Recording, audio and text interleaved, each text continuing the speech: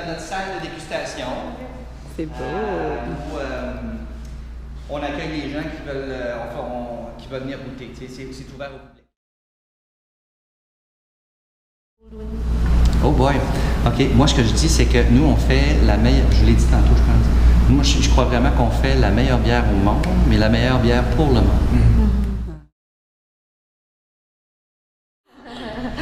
Non. Quand c'est parti... Quand Dalen, lui, il était entrepreneur il était dans plusieurs entreprises.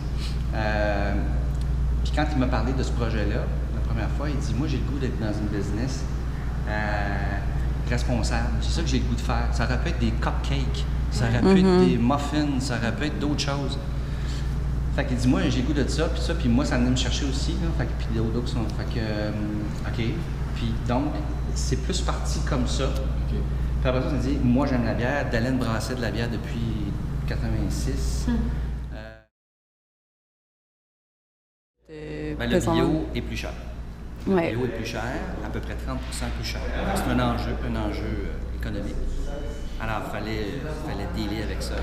Mais donc, nous, on est 30% plus cher, mais comme je vous expliquais tantôt, on réussit à garder un prix pour la bière qui est moins cher que plusieurs. Fait que de par nos processus, tout ça, il y avait cet enjeu-là. Il y a l'enjeu de l'approvisionnement aussi.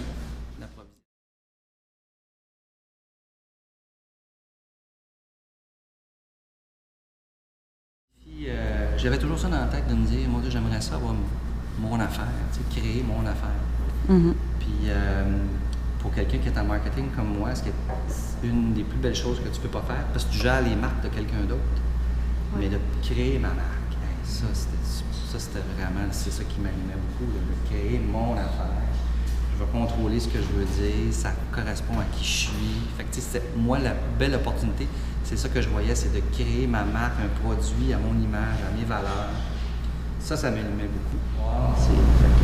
Toute opportunité que j'ai, je le fais, je compte pas les heures, c'est ça. Fait que ça, c'est un challenge aussi dans ta vie. C'est sûr que le mode de vie change aussi d'être un entrepreneur à votre mode de vie un peu plus stable d'auparavant, j'imagine. Ben, c'est ça. Fait que, tu sais, avoir un job régulier, c'est correct, c'est le fun. J'ai vécu des années super agréables, ça. Mais là, c'est ça. Tu es rentré, là, tu te mets sur le bord du précipice puis tu te lances. Fait que là, il peut t'arriver toutes sortes de choses. Puis tu vis ça. Tu vis des gros highs, des gros downs. C'est vraiment ça.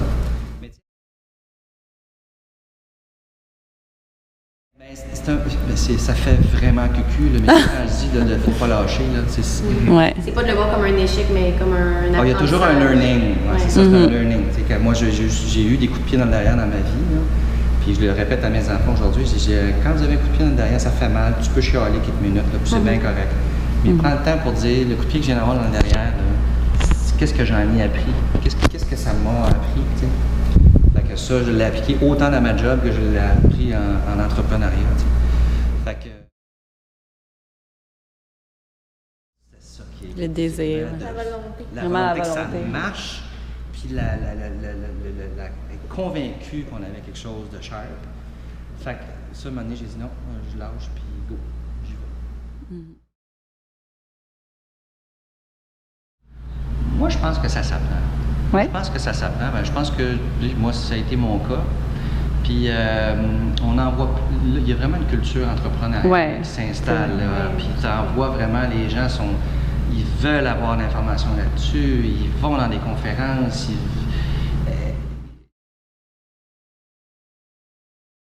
Ça prend de la persévérance, ça prend de l'audace, ça prend, comment on dit ça, non,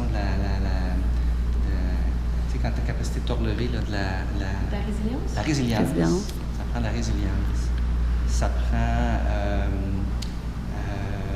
d'y croire. Il faut vraiment y croire. Ça prend ça. Je dirais que moi, c'est du leadership. Ça prend du leadership beaucoup. Capacité d'écoute beaucoup. Moi, en tout cas, ça, je parle de moi, je trouve que les gens n'écoutent pas assez. Il faut être capable d'aller écouter les gens. Les gens pensent trop vite à répondre. Les gens n'écoutent pas. N'écoute plus. Ça, c'est un commentaire éditorial en général. Je trouve que pour être pertinent, il faut être capable d'écouter.